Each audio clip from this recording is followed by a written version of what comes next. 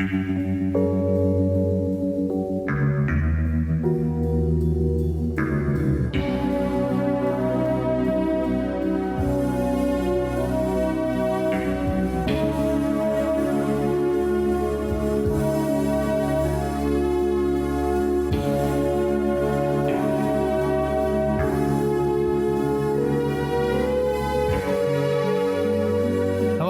to Chats, a television podcast, season 12, Peaks Chats. My name is Magellan, and she killed them with sex. It's Alan.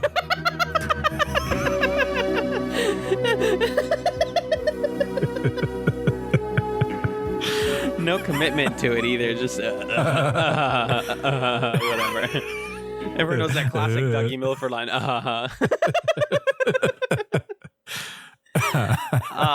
Thank you, Magellan. Thank you for that wonderful intro. I love to hear myself referred to as a sex temptress. I was putting you in the position of Dougie there. Oh, and I'm saying she killed him with sex. I also Isn't like to Dougie be the one who died? No, yes, sorry. I'm the person who was killed with sex. Yeah. Also, these are all goals to me, babe. These are all things I would like to happen to me. This is fine. Yeah, put me anywhere in the triangle. Sure. Exactly. In the old triangle, we're here to talk about Twin Peaks.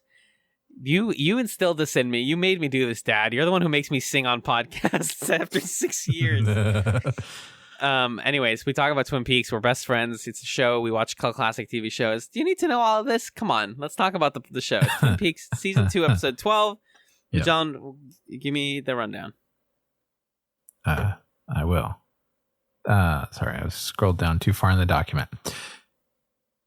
For this week, we watched 2 episodes, The Black Widow and Checkmate. For this half, we're going to be discussing season 2, episode 12, The Black Widow, which was directed by Caleb Deschanel, written by Harley Payton and Robert Engels.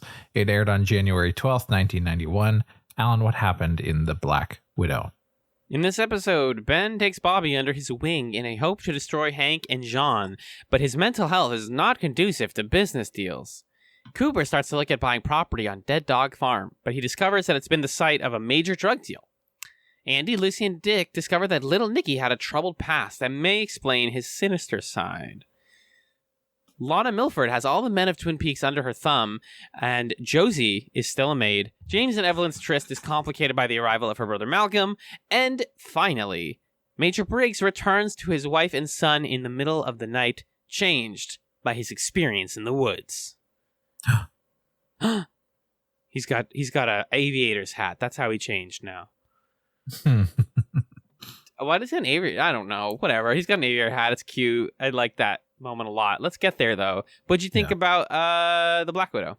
It's emblematic of what we talked about with M last time, of it being a season 2 episode that works when you know what you're in for and you're here to celebrate the fact that this is just some dumb stuff. Mm-hmm.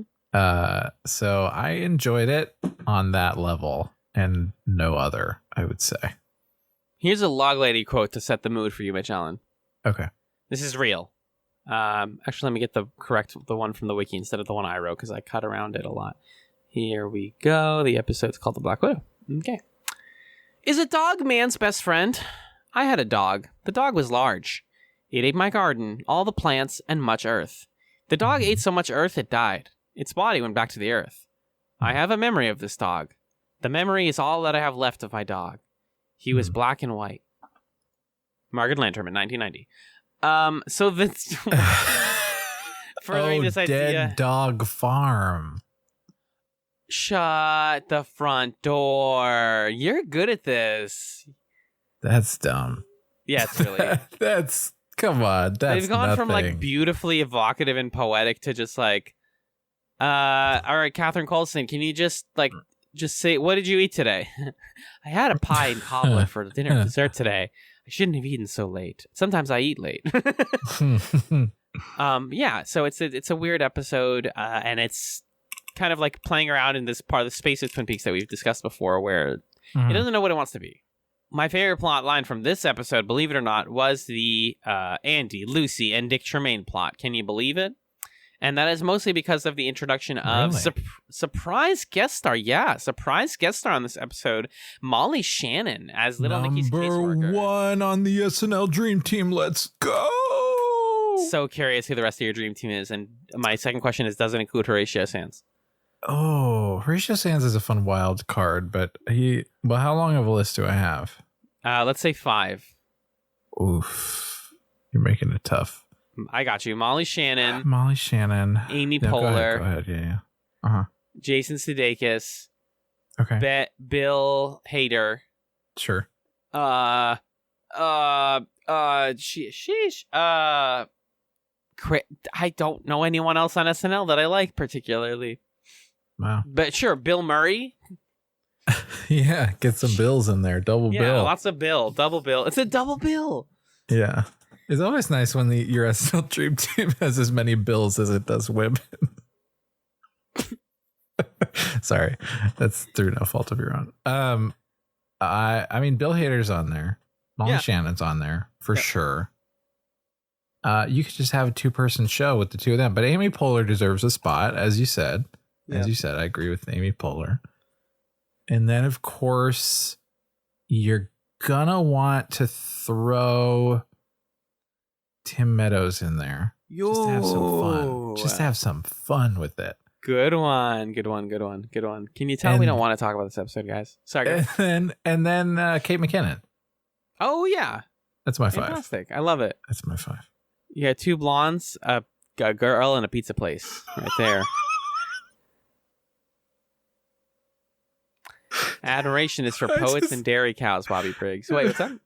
I just envisioned the like flow chart of that sentence and all the ways you could have gone with it. Yeah. It was a choose your own adventure. Choose your own sentence venture. Oh boy. Okay. So, yeah, you were saying something about Bobby? Admiration is for poets and dairy cows, Bobby, says Ben to him as he hires Bobby to follow Hank. In the corner, Dougie's wife is screaming because she's freaking out and she says that she's cursed. Majon, do you think that Lana Milford is actually cursed, or what's going on with her? So first of all, I feel like when we talked about this plot in a spoiler zone recently, was it you and Ryan who were saying that there was going to be this like comedic scene where everybody's like listening at the door while they have sex or something? Or like, yeah, and I the specific thing was that very soon or at some point in the series, Dougie Milford dies from having really good sex. And that part's true. Right. But I think, I don't know, just the way we talked about it, I thought it was going to be this like comedic moment. And it was oddly foreboding, at least when it was first presented. She's running through the halls screaming. There's some comedy later of like, whoa, this guy had a whole box of sex stuff. What's this mask for? Oh, all these books. He's got the Karma Sutra and the how to do the sex book. And but like weirdly dour. Yeah.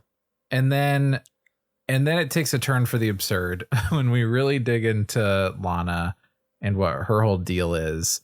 And Dougie's brother is saying that she's a witch. And then she is textually a witch. It's undeniable based on the evidence that we receive. Every male. I think that there's something beautiful about the way it's shot where we follow Lucy realizing that like, oh my God, she has them all under her finger.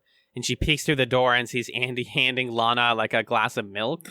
That shot following Andy, his face aglow as it tracks across the room.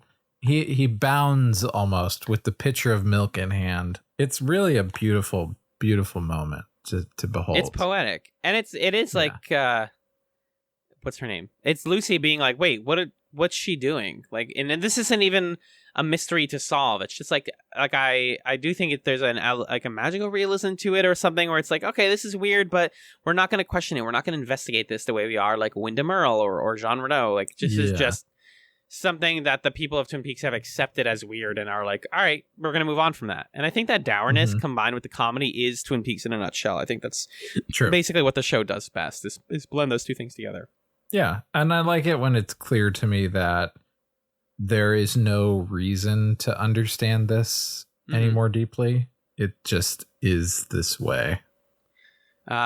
Dougie's brother says, "You sexual adventuress, you're gonna pay for this." And I've always wanted to be called a sexual adventuress. That's just really true.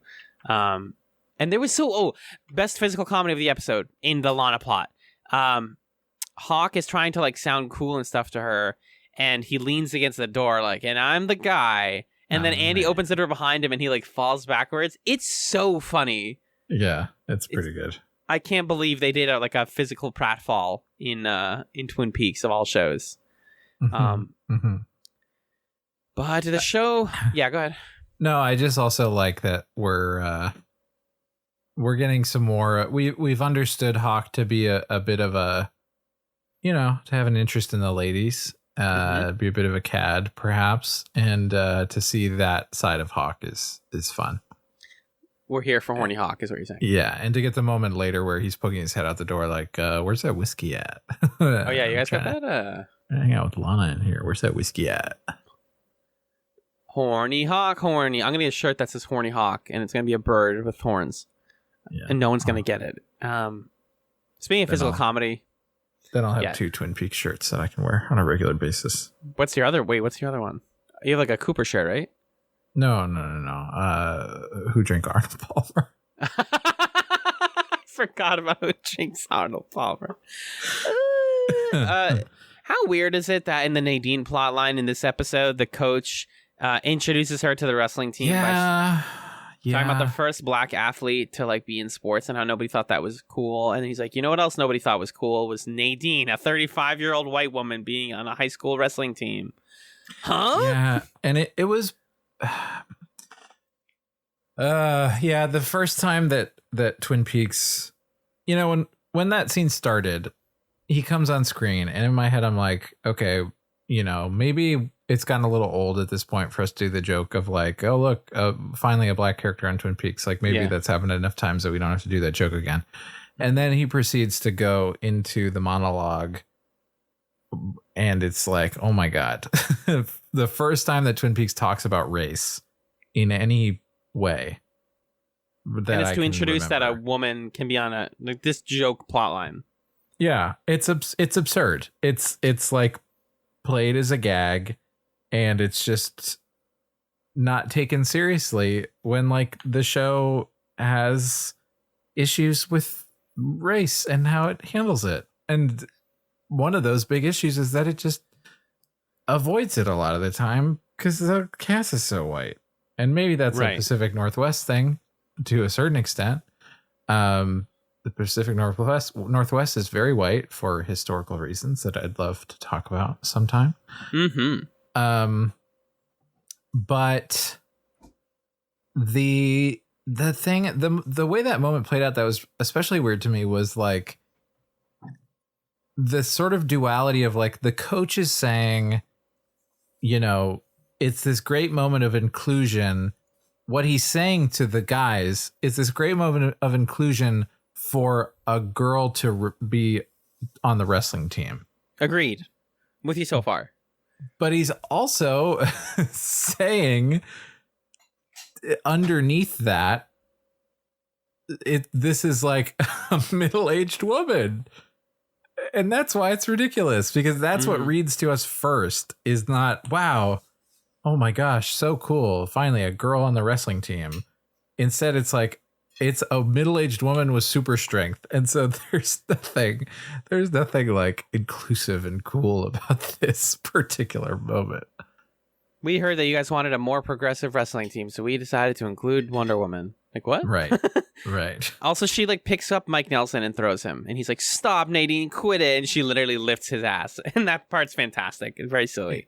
Yeah, the pacing of it is so strange. It's very weird. I think that's because the stunt was hard to do. I think that's actually why it like feels kind of stilted. Right. Setting up a stunt. It's hard to do, and it's like not them, and so they have to pipe in all these ADR lines of like, yeah. Oh, can I kiss you now, Mike? Nadine, put me down. Quit it. Yeah. Stop that. Yeah. Yeah. Yeah. And if you thought the Nadine stuff was bad now, just you wait, I want to also talk about, and I'm going to keep saying I want to also talk about, but that's how I do this podcast. Dick Tremaine's short shorts. Yes. He reads a manual on how to replace a tire, and he's in this incredible denim outfit with these short shorts and these nice. He's got the Tims, he's got the fresh Tims, and he just looks incredible. And Nikki's in a matching jeans jacket. I love to think that Dick was like, and one for you. A matching full outfit. Every piece of the outfit is matching. Yeah. I initially said that this was going to be the thumbnail, was Dick in shorts, but then later Andy sees little Nikki as literally the devil with horns. And I was like, I found my thumbnail. Thank you. I love it when Twin Peaks hands me things on a platter, like a character does in the second episode this week. But yeah, he's like, I'm fixing the car. He's literally reading like how to replace a tire. It's not that hard, by the way, guys. Even little old Alan can replace a tire on a car. I've never done it, but I know how to do it. And Nikki's like throwing stuff around and making a mess, and Honky's like, Nikki, stop honking the horn. He goes, okay, and then he honks it louder because he's a devil child. And then he gets out, and Dick immediately jumps to the conclusion that this must be the spawn of Satan or something. There's no way a kid could be that annoying. Like, kids are just annoying, dude. Sometimes you tell them no and they do it more. That's not like immediate indication that this is like a supernatural event. It's not a cryptid. Yeah, and the way that that's set up is when Molly Shannon shows up, she's like, his parents died mysteriously, and so we're sort of being asked to believe, oh, maybe he murdered them or whatever. And it's a hat on a hat, guys. You already have this great thing where little Nicky's a little rambunctious. He's a bit of a ne'er-do-well. He's a boy. He's just a young boy. He's causing trouble, getting scuffed up, tipping chairs. And I watched Dennis the Menace. You're right. He's menacing. He's Dennis menacing. He doesn't need to be a devil murderer for us to have a delightful plot where Dick Tremaine and Andy try to out-father each other and look like buffoons. That's what I'd like to see. I don't need to see this devil boy be a devil boy. Get this devil boy out of here. I don't want him anymore. Yeah, I don't need him to sabotage the car. Not necessary. Yeah, but if it's an opportunity to get Dick Tremaine in fun outfits, I mean, I will take it. I will have to take it. I would love to see Dick and Andy try to take Lil Nicky on like competing outings, or like the three of them go on a road trip and it's full of hijinks. Yes, give me hijinks. None of this nonsense with the devil and whatnot. I don't need this. Yes, But yeah, they're gonna go investigate him. So that's what they're doing. Wish they used Molly Shannon more. She literally is in one scene. I imagine it's obviously not. It's the opposite of stunt casting. We call that casting in my industry. And she's just in it, and it's cool to see her being in SNL. Oh, it is? Okay, then that was what I was going to ask. Yeah, I'm pretty sure, yeah. Okay. So we have that. We have James and Evelyn and their whole tryst continuing to bubble up to the surface. She has a brother whose name is Malcolm. I love memorizing names, even though I'm fully aware that Malcolm doesn't matter to the grand scheme of Twin Peaks. But like, who cares? It's okay. It's Malcolm. He's her brother, and he's like, "Hey, you better be careful." I heard her. It's kind of fucked up, right? Because he's like, her husband beats her a lot, and I used to try to stop him. I promised I would kill him, but now I don't know how. I don't feel like it anymore. I'm too sad. It doesn't even bother me anymore. So it just keeps happening, and doesn't that suck? And there's a scene either in this one or later where she comes up to James and she's wearing these sunglasses, these like big honking black sunglasses, and I was like. Yeah, and so, Evelyn and James just continuing to be weird. He did fix her car, and they have, like, some champagne. I love the line she says, every time I look at you, I can tell exactly what you're thinking. Because I imagine the comedic version of the scene, it just cuts to him and it's TV static noise. Like, there's no sound. I think this plot is good. Whoa.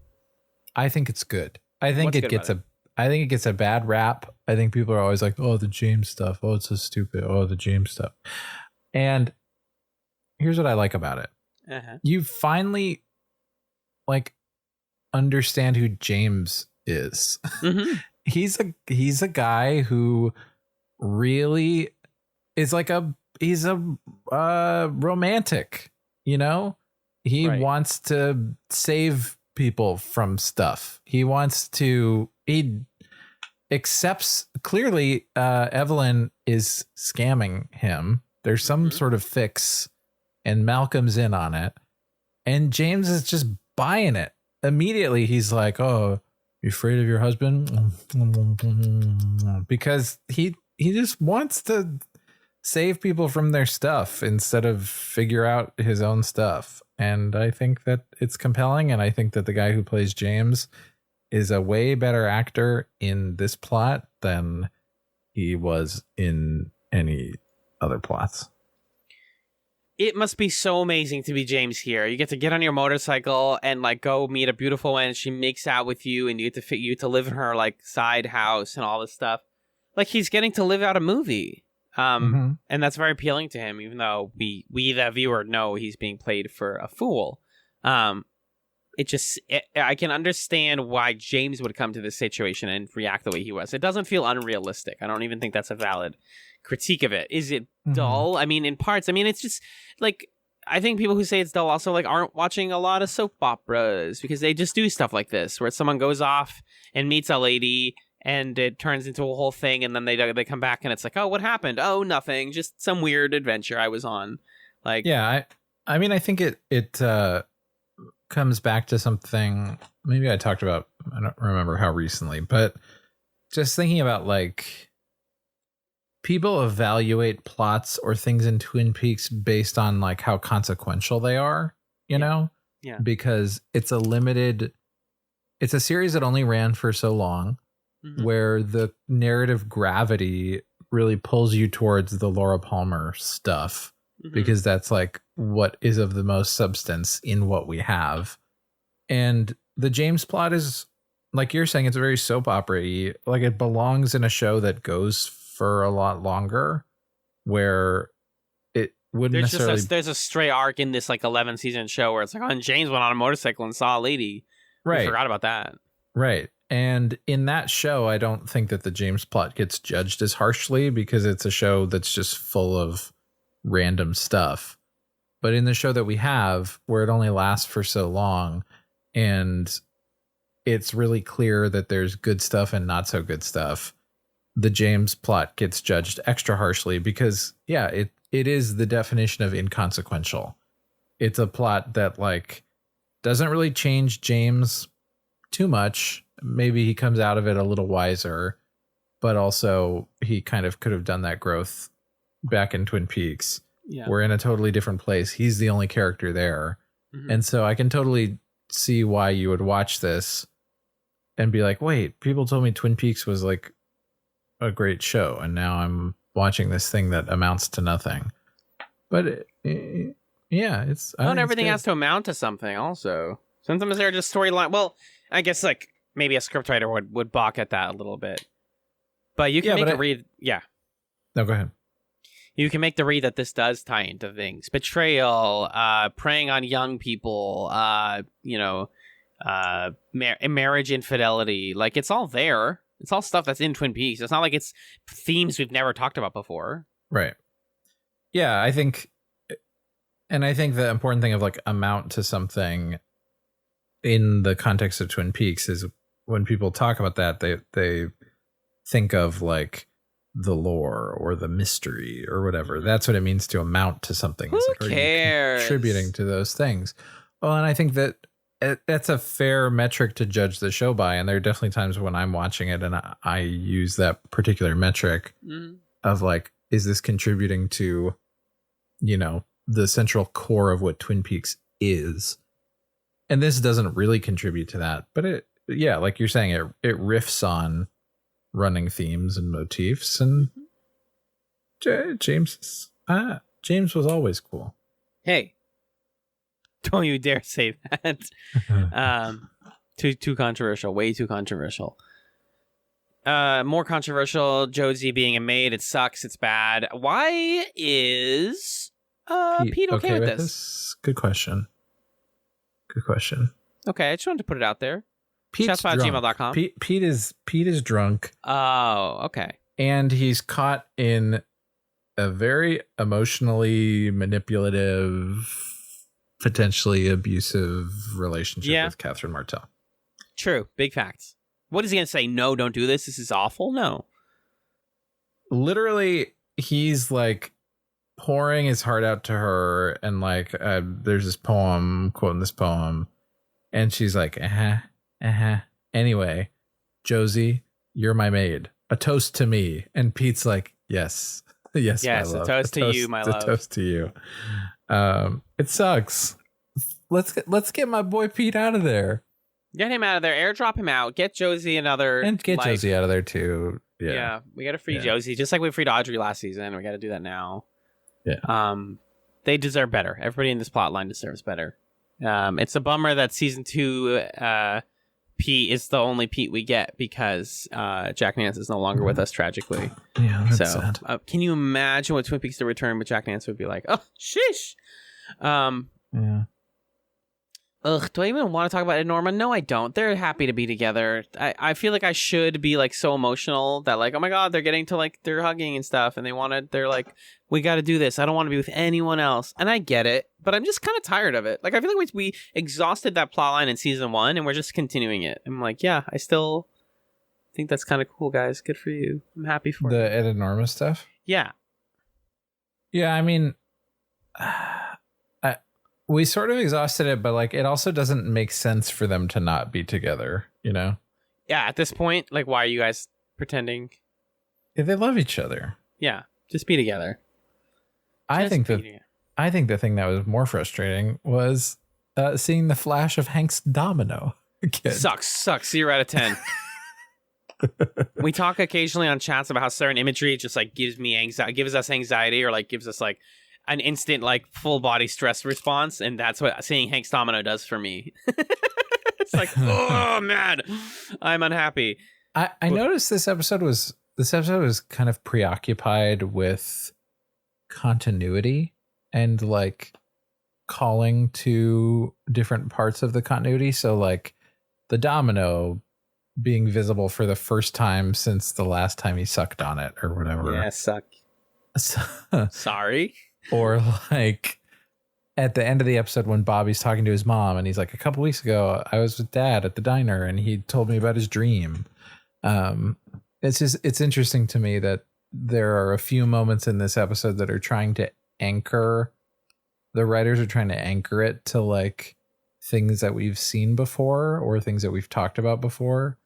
And I don't know. I wonder about that. I wonder if that's like good storytelling, if that's like feeling a little anxious about, you know, what are we doing now? Where are we going? How do we make sure that it still feels like it's Twin Peaks and it's cohesive? It's definitely. I read this in one of the books that we've been like reading and preparing to talk about this TV show. But season 2 a lot of times feels like the showrunners are all just trying to capture what season 1 was. They're all just trying their own, like, oh, I'll take a crack at it.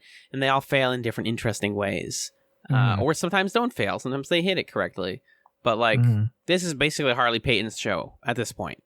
Like even Mark Frost is like pulling further and further out of it. And Harley Peyton's like writing more and more of the show. So like, this is Peyton and Company's version of, okay, there's Hank, there's an evil man, there's, you know, X plot. Like, I literally was writing, quote-unquote, the James plot the way we talked about the Mill plot in season 1. They basically have substituted one useless plot for another useless plot. And it's interesting. It's how they reincorporate their own, like, ideas. But, if Harley Peyton's Twin Peaks is characterized by, like, Lana Milford being a witch and Little Nicky being a devil boy, sure, bring it on. Fine. Yeah, why not? Why the hell not? Yeah. Okay, throw the domino in there to remind me that the other episodes happened, I guess. But I'm here for it. You want to do some weird magical realist stuff? Yeah. Let's talk about the Cooper and then bring it into the weirdest scene of the episode with Audrey, yeah? Yeah, let's do that. What was that? Was that Arthur from Full Metal Analysts? No, that was roommate of that actually sounded like roommate of the pod, Charlie. Oh, okay. That was actually an accidentally good Charlie impression. Anyways, Cooper wants to buy Dead Dog Farm. He meets it's literally called Dead Dog. I had to look that up like 4 times because it's not a good name for a thing. So his realtor's name is Irene. And I was like, wait, who's this actress? Because she's a one-off character I totally forgot. And she's the second, I think, please correct me if I'm wrong, the second Native American actress on Twin Peaks, or actor. Geraldine Keams, in addition, is of Navajo descent. So there you go. There's something. No one cares because Joseph, I don't even remember her name anymore, is his realtor. He goes into the ways. I think it's very funny that Cooper goes to this house, finds white powder in the sink, and goes, yep, that's cocaine. Like, dog, that's so I mean, Cooper's been an unprofessional cop, like, for the whole show, right? Since finding the haloperidol and how mad that made me. Him putting his finger in the sink and being like, yep, that one's baby powder. Ooh, that's cocaine. I just ingested actual cocaine. I know it's a small amount and he's like a professional, whatever, but kind of absurd. They prepare a sting operation, and we get a fun moment with Denise. But this also involves the reintroduction of Audrey into this plot line, who presents Cooper with a photo confirming where the drug deal stuff is happening. So she actually helps the case a little bit. Yeah, it's basically a photograph confirming that like Hank and Ernie are linked with Jean Reno, who's linked with the Mountie guy that we talked about previously. It's all some conspiracy against Cooper. Yes. Yeah. And Denise is planning to do some stuff. Audrey comes into the scene and is fascinated with it. Denise, in a way I can't describe precisely. She says to Cooper, wait, they have women agents? And Denise says, well, more or less. And my gender alarms went off at full blast at that moment. And I thought, like, okay, that's going to be the weirdest line of this scene. And then two more weird moments. We're not done yet, folks. Audrey's so excited to, like, provide Cooper with something helpful. And he's like, you saved my life. And she's like, now we're even. And then she leaves. And she gives Cooper a kiss on the cheek. Not on the cheek. I think it was like an aggressive lip kiss. What's up with women aggressively kissing men in this show? Hey, David. Hey, Dave. No, not David. Hey, Harley. Can we talk? Caleb and Harley? Yeah, that was a weird moment. I will say I liked Audrey being Cooper's sidekick without there having to be a kind of sexual angle, and then there was, and I was bummed out by that. Yeah. And I liked the way that Audrey saw Denise, because in every other context where Denise has walked into a room and people have looked at her, it's been, Sheriff Truman being like, I don't know what's going on. And Audrey looks at Denise being like, wait, no. Right. And Audrey looks at Denise and is like, that's a woman. And she's a federal agent. And that's what I want to be. I want to be Denise when I grow up. And that's cool. I like that. I thought that was a great character interaction. That's only partly messed up by how that scene concludes. Audrey kissing Cooper. Well, and then the line where Cooper's like, Denise, I assumed you wouldn't like ladies anymore. And Denise is like, I still put my panties on one leg at a time. Like, yeah, is that how we're doing that? What's that line? What does that mean? It just means like I still am attracted to women. Well, this is I wish it wasn't played as a joke. It's the same thing we talked when we were talking to Em about, like, how she says, oh, the other Flower Girls can't keep up because I was a former linebacker. Right. Where it's like, yes, the vast majority, but also, no, let me just word this correctly. Transitioning does not mean you change your sexuality. Those two things do not have to be connected. For some people, they tend to move those things around in tandem, but not always. In fact, often not. And so that's also Denise just being like, yeah, those things aren't connected. Get used to it. I still like girls a lot. And I think that's wonderful for her. But it's just the fact that it's played as a gag is like, and the whole like panties one leg at a time thing is like, ugh, what? It's just a weird way to choose to express that. I think also in modern, like, liberal leaning media, we tend to prefer explicit declarations of intent. And this is not explicit, and that's partly why we don't love it. But I'm giving the show a lot of credit by saying that. I'm not saying like they were suggesting something and we didn't get it because it's too subtle. It's like, no, they weren't suggesting it. But if you did this today, you would be a lot more clear. And she would be like, Cooper, transitioning genders does not mean that my sexuality changes at all. Mm-hmm. I'm just now a lesbian. It's okay. Or maybe I'm bi. Who the hell could say? Yeah, I think the Denise stuff. Yeah. I think my issue with it is that it it makes clear, and Denise is correcting Cooper where Cooper's like, oh, I thought you wouldn't like girls anymore. And so it is doing something good there, but in the process it's involving Denise in this kind of like we're talking about Audrey Horne, because Denise is like, oh, how old was that girl, Coop? Ooh, yeah, I still put my panties on one leg at a time. And it's this like kind of I don't know, it's like Denise participating in the male gaze still, you know? Yeah. And that's not, I wasn't a fan of it for that reason. Yeah. Again, kind of out of the scope of our discussion, but something to keep in mind. The way that the portrayal of Denise in this show and how that series does and often does not like do well by her, or like make her character feel likable or believable or whatever you want to call it. But there's still a lot of good stuff too. It's like, you know, a better mixed bag than you would expect. Yeah, it's way better than its contemporaries also. Way better in a lot of ways. Yeah, that's a lot of the episode. The last major scene is the conclusion of the Briggs stuff. There's a couple scenes where different FBI agents are like, hey, just so you know, Briggs is gone, and him being gone is like a worse catastrophe than the Cold War, and it could be the worst thing ever if he doesn't come back. Oh God, we're in so much trouble. And then Cooper and Truman are like, can you tell us? And they're like, well, that's classified. So world's gonna explode, but you're not gonna know why. And then we have this wonderful scene. The last couple scenes of the episode, like all the Lana stuff and all this, are happening during an evening thunderstorm. Very beautiful, moody moments. Mm-hmm. And Bobby and his mother are talking about Major Briggs in their house, and you know, talking about how he had a conversation with him, and like, Dad had a dream about me where everything was so good. It's another example of like how not only Dana Ashbrook, but like just the Bobby Briggs like storyline feels very like warm and tender, and like he wants to learn and develop with his father and grow up with his dad in his life. Yeah.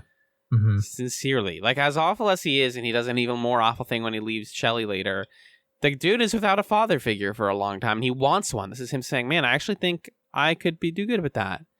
And boom, it's magic time, folks. A flash of light and a flash of lightning, and Major Briggs is there with his aviator outfit, and he looks worn out a little bit. And I almost cried here. I don't know. Again, it just keeps happening, Same. right? It's Same.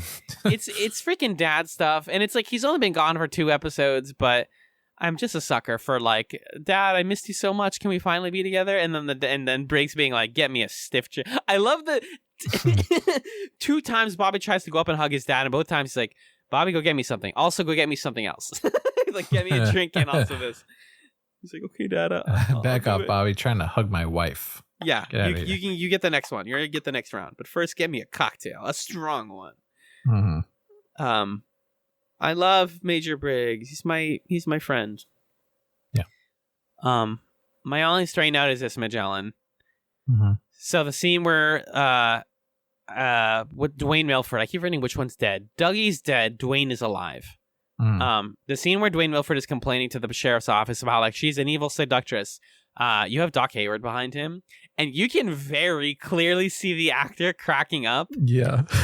Like hardcore. And it's like, I think the character would be laughing too, so they kept it in because they're like, it's funny. But it feels so weirdly naturalistic in a show that's never like that, where I was like, oh, that dude's just giggling in the back. The bit that he laughs at is when Dwayne goes, she killed him with sex. You can see him giggle. Yeah, because that was probably like take number 10 or 15 or something. And that guy just perfectly recreates that every time in exactly the same way. It's so funny. Oh, yeah. Yeah, Doc Hayward is all of us in that scene. Just being like, this guy, what? Your brother died to good sex? Oh, it's so tragic, but what a way to go out. Do you have any stray notes on this one? Two brief things. Mm-hmm. I think it's fun for Audrey and Bobby to bounce off of each other, and for Audrey to kind of like use Bobby to get access to this information that she can then share with Cooper. I enjoyed their interactions, and I enjoyed seeing Audrey like have her machinations here. What I don't enjoy is Audrey Briggs calls Bobby Briggs a lot. The last time we talked about them having a substantial interaction, in the same conversation, she called him Bobby Briggs twice. Mm-hmm. Like, you know what I think, Bobby Briggs? Stop doing that. It's annoying. I think it's just so you know that they went to school together, because that's supposed to feel like something you would say to somebody you went to school with. Like, our relationship is full names because we're like we're schoolmates, not just like Bobby. But that's not how schoolmates talk to each other. You don't think so? It makes sort of sense to me.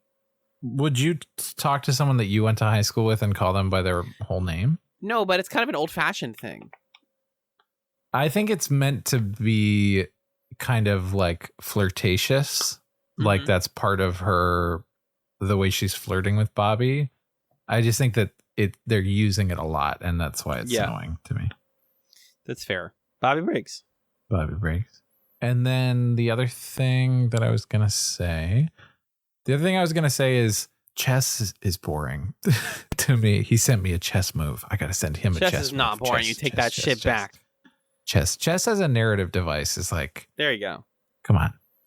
Narrative device is boring. Aren't there other things? Mm-hmm. Oh no, he sent me the chess move, Diane. We got that close-up of Cooper's mouth, that big full-screen close-up of Cooper's mouth. That was nice. Diane. I did like that. The whole thing is that Wyndham Earl's like he's like 2 moves ahead now. He's sending like in response to Cooper's future moves because he's so smart. Right. Ugh, whatever. This is in my other episode notes. That's it. That's all I got. I ran out of Black Widow notes. It's a really straightforward episode, right down the plate. Yeah. So in that case, we will be right back after this brief musical break to discuss Checkmate.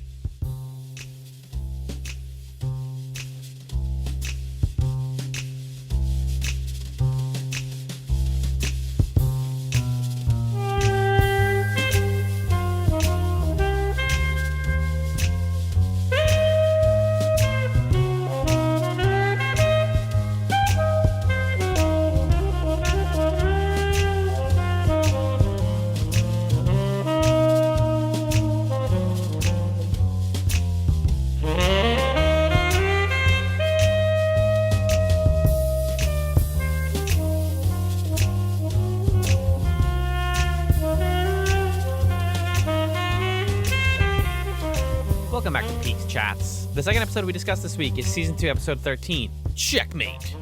It was directed by Todd Holland, written by Harley Payton, and it aired January 19th, 1991. Now, Magellan, first of all, hi, welcome back. Hi, it's good to be back. Magellan, we needed some help to discuss Checkmate. It's pretty dense for this chunk of Twin Peaks, pretty goofy, and we needed somebody goofy to talk to us about this episode. So we recruited this special guest whose life used to make sense, and he didn't like it all the time, but it was his. It's Ryan Slawinski from Spit and Polish Presents and the Yum Yum podcast. Hello, my slimy rat bastard Americanuses. How are you? Feeling good. I'm feeling empowered by that label.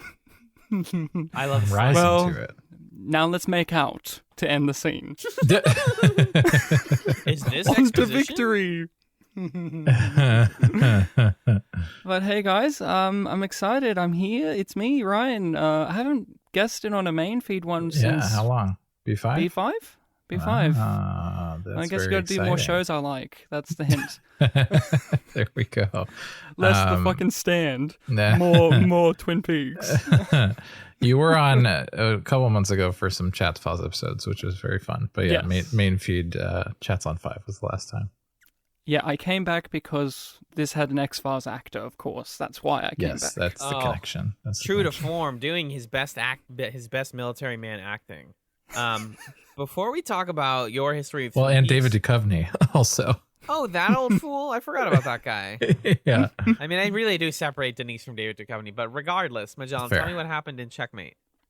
In this episode, Major Briggs has no memory of the place he was taken, but now has an odd tattoo on his neck, and he tells Cooper about the mysterious Project Blue Book.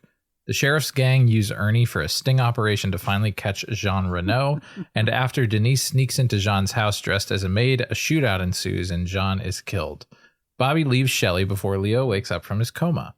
Meanwhile, Andy and Dick break into little Nicky's files. Mike and Nadine begin an affair. Is that what happens?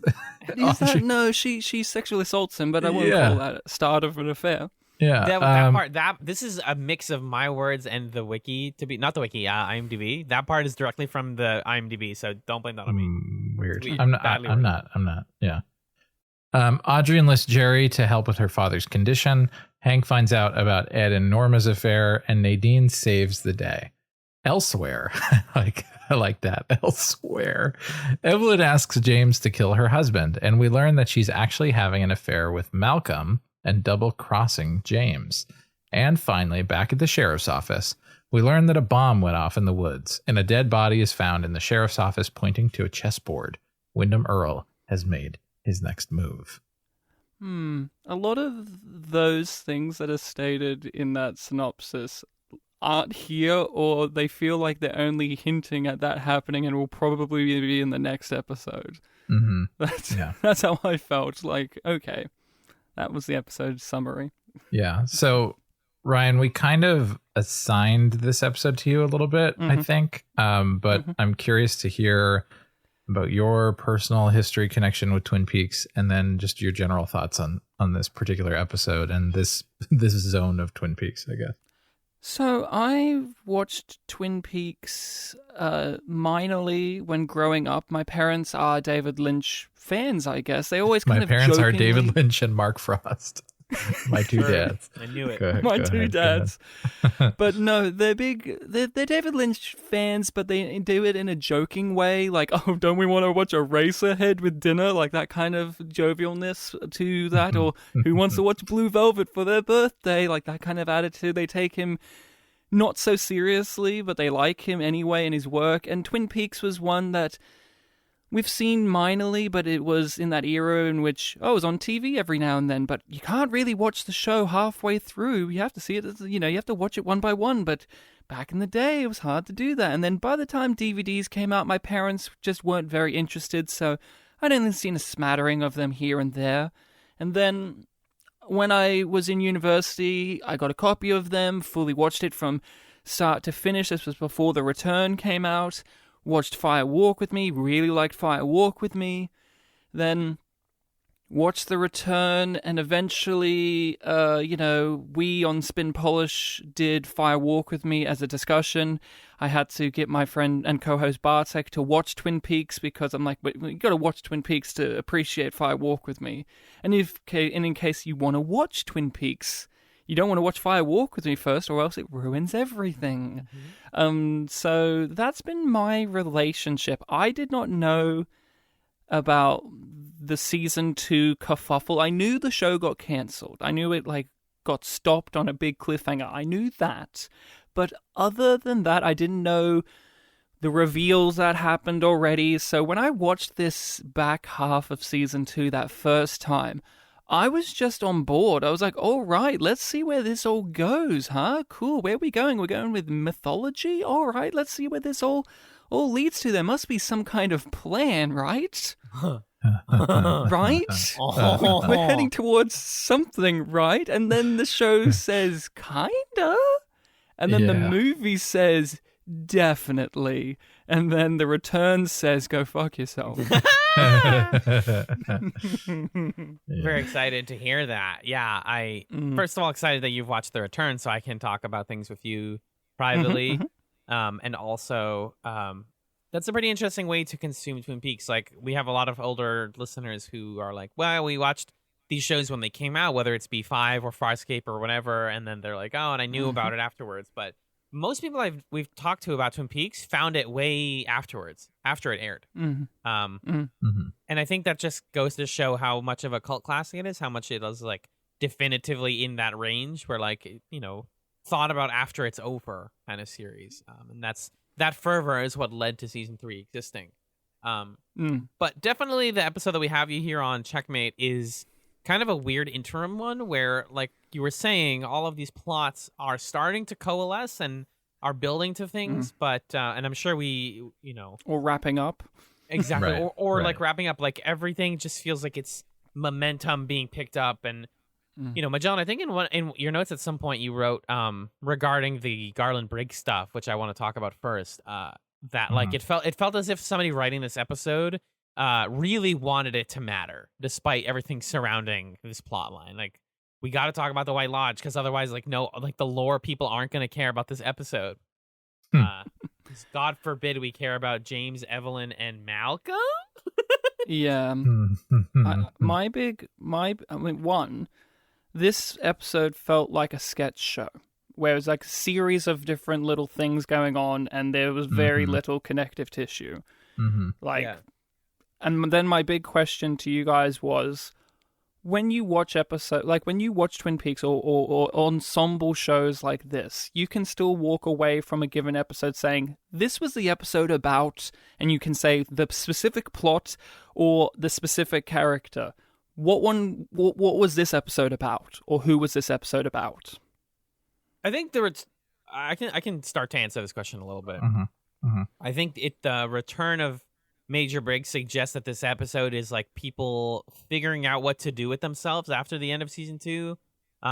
It's the show figuring itself out, and it's the characters literally saying, well, what do I want to do? It's Cooper saying like, well, where do I serve now that I'm not with the FBI? I mean, it's this big moment where he's given the sheriff's badge, and the sting operation, all of that, and it's like, well, here's what Denise does for the show, and here's what Briggs does, and Audrey and Bobby are doing their own thing. So it feels like the pieces are setting to like define everybody in this episode. But that's in terms of the series scope. But when you watch episodes like this, I should have been able to walk away going, oh, this was the episode where they took down Jean Renault. Yeah. Right? That's the main thing. I guess that's the thing. Is it? Because we get as much time with James as we do on that. I mean, it's a bloated season that's being run by like 5 people. And it's also a serialized show that like is expecting you to watch week to week.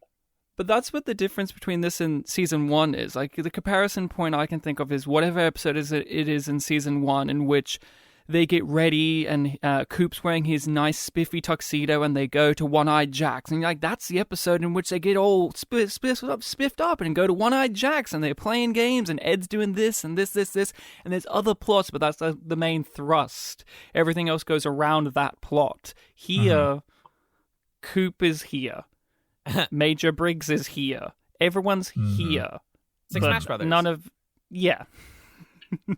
So that was my big takeaway was, what was this episode about? Like, what do you think, Magellan? Yeah. I think I have two thoughts in response to that. I think the first is just a general thought about ensemble storytelling and like there being 2 different ways to approach it. Like, on the one hand, you can sort of do ensemble storytelling in the vein of, a Buffy the Vampire Slayer or a Farscape or something like that, where like the entire ensemble engages with a plot together, and that's like the fun of it. And sometimes certain characters are forwarded as it being more about them or they're closer to the conflict or whatever. And then there's the ensemble storytelling style here of, I guess, soap opera or something like, a prestige show like Mad Men or Game of Thrones or something like that, where every episode there are like a few different plot threads that you're tending to and providing the next installment or chapter in.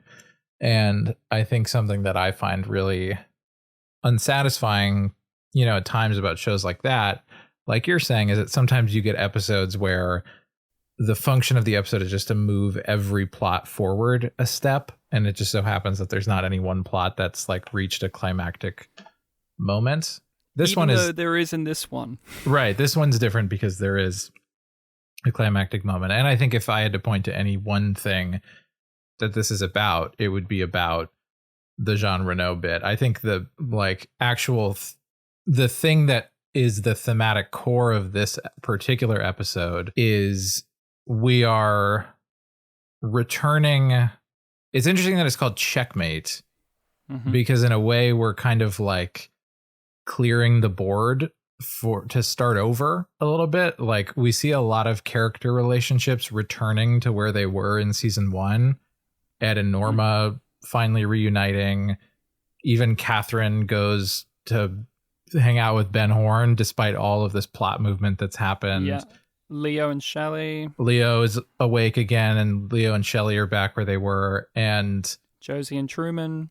Right. And what I think is worth thinking about with that is if I could just jump to Jean Reno's monologue before he dies at the end, where he's talking to Cooper about like, maybe it wouldn't be so bad if you died because all this bad stuff happened when you showed up. And he says this.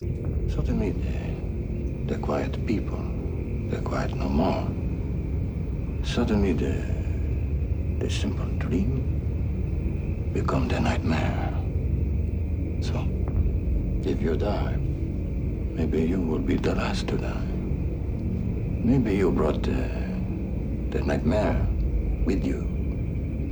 And maybe the nightmare will die with you. And like in the context of Bob and Laura and stuff, that's ridiculous. Like Cooper didn't bring that nightmare with him, but after we reset the table at the end of this episode, the only nightmare that's left is like Wyndham Earl, and Cooper did bring that with him. And so I think that's an interesting sort of thematic, or I don't know if that's even a theme, but that's an interesting idea coming out of this particular episode. That's the closest thing I could say to like what it's about.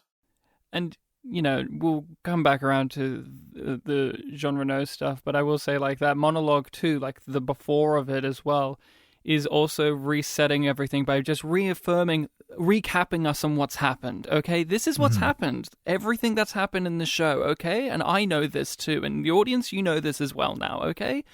Just in case you're tuning in now. But he says it in that poetic dialogue, so you don't think about it in that manner. But when I watched it, I was like, okay, yes, Laura died, and then this person died, and then James is also recapping us about people too. Right. Yep. It's a lot of recapping. Well, I think also, and I appreciate that you asked this question, Ryan, because it's kind of getting me to think critically about an episode that I didn't really want to think critically about. I was like, oh, whatever, Jean Reno dies and the rest of it's dumb as doorknobs. But it's this tragedy coming back and back to all these characters of like, you can't return to the way things were before. And whether or not that's Cooper's fault is irrelevant. Everybody has something that they're desperately seeking to return to, whether it's Ben being in control of his business and his life, or Cooper just wanting to settle down. I mean, it's an underratedly sad moment where he buys, Dead Dog Farm, or is about to buy Dead Dog Farm, and it's like, this is such a beautiful place. Oh, and there's a whole drug deal going on here, and I have to be an officer again. I don't get to like settle down. So it's the show kind of like denying all of these different characters the sense of normalcy that they so desperately want. And if we want to keep stroking our chins like this and give this episode more credit than it actually deserves entertainment-wise, you can even go with Denise, right? Like Denise tries to go back to Dennis and it fails, it doesn't work. And what succeeds is Denise being Denise. Yeah. Being in the now, being who they are now. It's like, if just my legs. Queen, the best icon, line. legend, love her. I thought that moment's so funny. It's so funny. I want to jump around. I want to just briefly. We've talked around the Jean Reno scene, but let's just get to it. So, basically, Cooper, after attempting to buy Dead Dog Farm, discovers baby powder and baby formula and actual cocaine in the sink and in and that's the previous episode, right? Yes. Where they set that up, I think. Yep. And so now in this one, they deputize Cooper as a member of the sheriff's department, and they wire up Ernie. There's a lot of comedy around Ernie, who they desperately want to be like an interesting Can I play an Ernie clip real quick? Please do. I like couldn't stand Ernie for episodes and episodes, and then we get to the scene where his shirt is just ripped open and he's sweating all over Hawk, and he says this. Can I ask you a question? What, Ernie? Don't make me do this. This isn't my line of work. I'm a coward. I don't do this kind of thing. I'm a CTA. Ernie. Just a momentary lapse. I'm okay. I'm cool. Let's go do it, huh? He just turns into this like this sweaty side character from a mafia movie, and I was a big fan of that. Yeah, he reminded me of very much those old school, like 1940s, 50s kind of comedy sidekick characters. Yeah. Which again, that's what Twin Peaks is evoking, right? Is evoking a lot of stuff from the 50s, whether it be the ideals of the 50s, the aesthetics of the 50s, or even the media of the 50s. Yeah. Yeah, and he's very funny as they wire him up. You already know, like, if you're gonna wire somebody in a show like this, the wire is not gonna go well. I like that they don't even mess around the bush though, as the rest of the officers like approach the house, and him and Denise, who decides to cross dress as Dennis, as they're in the house, immediately it's just like, that guy's chest is on fire. Like it's like a wacky comedy moment of like, hey, wait a minute. Is that a wire? It's like the most easy. They're caught so easily. But we don't even see it. We see it from very far away from Truman and Coop's point of view. A lot of shots in this episode are like very voyeuristic and detached and from far away. Yeah. Yeah. And they eventually approach the place and have this whole play where Cooper's like, I'll give myself up. And I thought it was funny. So the play ends up being he gets captured. They're gonna they talk to him, and John and the Canadian guy talk for a while. And then Denise comes up dressed as a waitress, as like their Uber Eats, I guess. And she's like, hey guys, here's some food on a platter. But she, attached to her leg has a gun. So stupid that they fell for this. Like, I think it's funny that Truman suggested this. That part's really funny to me. That she was like, Truman was the one who said I should do it. It's funny, but it's funny, but like, was Jean Reno supposed to be a character who had a comedic end? Because it's funny that he died like this, but like, is that what this character was supposed to be? I thought he was supposed to be like a genuine threat. Yes, definitely. And then he goes down on a joke play here. Right. Yeah. And it makes him forgettable. He pretty much gets shot off screen, and then you have to have Truman go, yep, he's dead. And the show is just like, all right, woo. Well, no, it has Hawk come over from behind being like, oh, yeah, he's gone. He's gone, yes. I'm here too, guys. Hawk's here too. Don't forget about Hawk, number one. I mean, it's so the fact that we go straight from that to Wyndham Earl having made his move makes it so transparent that they were like, there's too many guys. We got to get rid of one of these guys. Yeah. Let's kill too many arcs, too many characters. Yeah. The show starts to buckle under its own weight. I mean, that's why when I wrote that summary after a certain point, I was like, I'm not giving all of these plots a sentence. Some of them are going to get a couple words because, like, Nadine sexually assaulting Mike, not great, but also not much to say about it other than like, wow, Twin Peaks, what are you saying here? What's going on? Nothing. It's supposed to be funny and that's it. You're not supposed to think of it any deeper than that. You're just supposed to laugh and the two old guys in the background giving the look of, oh boy. Oy. That's it. That's all it's there for. There's no commentary. There's no nothing. So she's like continuing to pester Mike to go out with him. And his response I thought was pretty funny. I have it right here. Shirley, Nadine, I want my own piece of cherry pie. In fact, I want 2 pieces of cherry pie by myself. Okay. Meatloaf. No, cherry pie and coffee. In fact, I want 16 cups of coffee. I don't want to talk with you. I don't want to walk with you. I don't want to see you. I don't want to know you. Is that clear enough to understand? Or do I need a court order to get my point across?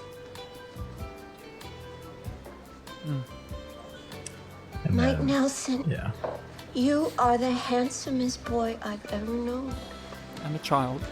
And I would really like it if you and I could go out on a date.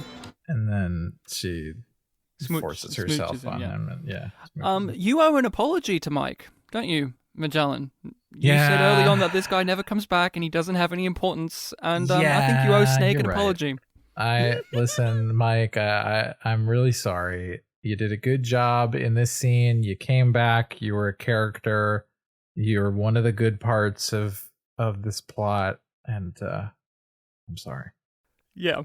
Sorry, Snake, for Magellan's mislaps. You're the less entertaining Mike, but you're still one of the top 3 Mikes on this show. Twin Peaks is trying to do skewering and spoofing and satirization and parody and all this stuff of soap operas, but then sometimes it just is soap operas. Yeah. Yeah. And there's no commentary, there's no nothing. In a show that's about like victims of multiple types of abuse, pretty much all of them being women, it's kind of weird that the show then has this plot and it never tries to grapple with it. It just is there for comedy. And it's interesting that a statutory rape kind of storyline is the comedy in a show in which you also had like incestual rape stuff in this show. Oh, yeah. It's just a lot of weird stuff because he's a guy. That's why it's funny, because he's a guy and she's a Right. woman, and that's why it's okay. That's why they think it's great. Right. That's why we can play it for laughs. Yeah. And she thinks she's a teenage girl as well. So narratively, they get that out as well. It's thematically wrapped up in a lot of awful stuff. Yeah. This definitely was a tipping point moment for me in this plot where, like, prior to this point, the Nadine stuff, thinking she's a teenager, like, it sucks that Nadine as a character is sort of relegated to this and we don't get her at her full faculties, but it is a fun, campy plot to kind of like break up the rhythm of other things. But then, yeah, suddenly this happens and it's like, I'm not having fun anymore. This is a little fraught. There's some issues here. Nadine is just one of those characters that dumbfounds me because I think of them as like this weird thing that's just one of those weird things that's added in the show. We've got to have the lady with the eye patch with super strength. And it's like most of the time, if not all the time, she's treated like a joke. And every time they try to make me not think of her as a joke, it's like an unsuccessful attempt on their part because I always think of her as just a joke character. And then they try to make her serious. And then when she gets her own plot, it's this. Right. And it's one of not if the most embarrassing plots in the entire run of the show. Because the pathos is in the fact that she's like married to Ed, this guy who she's idolized for a long time, and like that has maybe even trapped her in idolizing him when he's not that great of a guy. And she's with him, she's married to him, but she knows that he doesn't love her on some level. And that was like the times where we saw that come to the surface, I think, were compelling. And then there was a way to make this plot of her thinking she's a teenager again be a way for Nadine to kind of like revisit this time in her life where she got trapped in like looking up to Ed and thinking of him as larger than life and like breaking free of it. And that's kind of what the Mike stuff was sort of, but then it just became like the plot instead of like the point of the plot. It just became like the next thing that happens. Oh, I guess we'll talk to Mike at the diner or whatever. Yeah. And any pathos that was set up is squandered because it's just pure farce. Like most of her pathos for me comes from Ed talking about her rather than her, because she is playing this character very, very over the top for 99% of the show. Sure.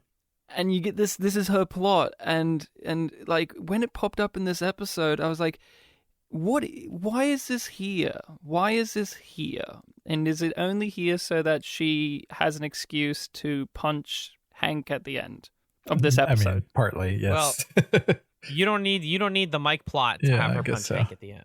That can just be like she was out getting a burger after class, and then she found Hank beating up Ed and was like, "No, sir." And like that part's fun. It's satisfying, I guess, to see. I always love it when people get punched. Hank on TV is the shows. kind of guy that deserves a joke death, and this was close to that. I mean, he's alive, but having Hank be like, there's this corny, spinning around shot where Nadine has him by the collar and it looks stupid and she beats him up. I was a fan of that. Being someone who hates Hank. Yeah. Yeah, there was a lot of weird. I don't know how I felt about the direction of this episode because it was a lot. He was a lot of close-ups and a lot of far-away shots. And every Hank shot was like an intense close-up on his dumb face. Yeah, of him looking like straight into camera. This Patrick Swayze-looking guy just looking at us, being like, "Hey, I'm here too." I want to talk about the other short plots real quickly. So we obviously Yeah. have. Did we roll past at the beginning? You wanted to talk about Briggs. Yeah, and we we can- kind of didn't. Talk about It's a Briggs. pretty That's short a one. We can short talk plot. about it. At least in like Ryan was saying, in the scope of this episode, it's short because it's building. I love that the way that the Briggs plot is building because we're getting name drops for things and we're allowed to theorize about what they mean in the interim, but we don't really have any concrete answers yet because basically Briggs opens this episode in a shot that even on the Blu-rays, by the way, is not HD for some reason. Like they Special effects. right with the light. I always forget the special effects shots are the ones that are not. They didn't. They can't make those bigger. And he's on a throne in the woods, and then he zooms out of that. It actually opens with like some CG of space or something, and then it's very, very strange, weird Overlay choices of there. fire and explosions. Oh yeah, all of that.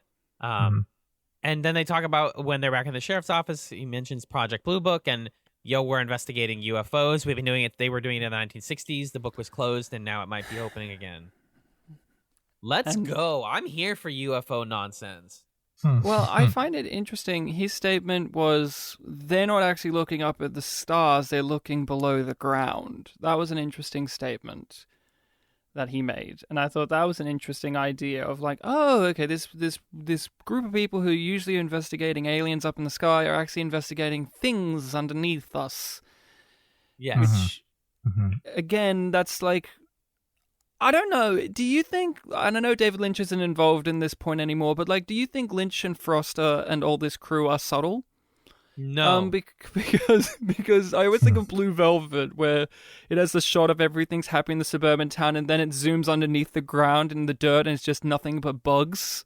And I'm like, okay, I get it. There's stuff underneath, and then this is literally Major Briggs going, "There's stuff underneath Twin Peaks." I'm like, I got it. I got it. Yeah. The White Lodge is literally underneath Twin Peaks, as we understand it. I'm interested in it. I mostly like it because the show's insistence to not tell you. I mean, this is what I enjoy about what I've watched of the X-Files, is right when you start to think you get an answer, they're like, nope, that's classified. You're never going to hear about that. And it takes like 3 more seasons in that case to actually get that answer. Because he's interrupted by some people from, I think, like the Air Force who take him away. And then Truman's literally like, can you just tell us like anything? And they're like, nah, I mean, that's fully classified, Doc. You just can't. You're not allowed to know about this stuff. We'll tell you. We'll tell you when you need to know, and you don't need to know right now. But Cooper's immediately familiar. You know, Briggs is like, are you familiar with Project Blue Book? And he's like, heck yeah. So he knows. Course.